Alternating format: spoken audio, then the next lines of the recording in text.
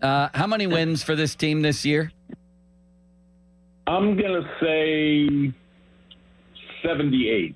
Just a little bit more than last year. I don't think they're quite ready to jump up over 500 because of the starting pitching. But I think little by little they're gaining on being a pretty good team here. How about a breakout player and a disappointing player this season? And then I'll throw it to Paul. I guess I don't know if it would be so a huge breakout, but I really think Brian Hayes is going to build on that second half of last year when he hit 10 homers in just 49 games after the All-Star break. And I really believe he's going to break out this year and really become an all-star caliber player and certainly one of the top 20, 25 players in the National League. I think he'll, win another Gold Glove, and I think he's really going to become a very reliable part of that offense now. Where over his first 3 years in the big leagues, he was a little more up and down.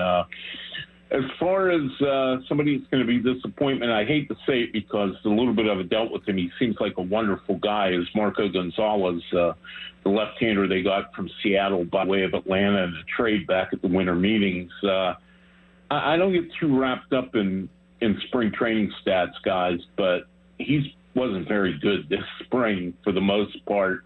And, he had arm problems last year, and I just don't have a whole lot of faith that he's going to have a really good year. Now, I think Martin Perez, the other lefty they acquired in the offseason, I think he could have a pretty good year, but I don't like what I see from Marco Gonzalez, at least through the spring I didn't. Well, that's been the thing we've been talking about, Joe and I, for pretty much the whole show, actually the last few days, is that if you look at the Pirates, they don't seem like they're that far from the top of the division. Why wouldn't they have gone out and gotten one more legitimate starter? I'm not talking about a guy that costs $30 million a year, one of those guys. Nobody's talking about that. But go out and get a guy that, can give you a representative start every fifth day. I think that's the difference between them and maybe pushing for 84, 85 wins. I agree totally, Paul. I think that that's the one last piece from them really going over 500 and in a weak division, maybe contending, maybe even winning it. And, the guy I pushed for here in the last couple of weeks of spring training was Mike Clevenger.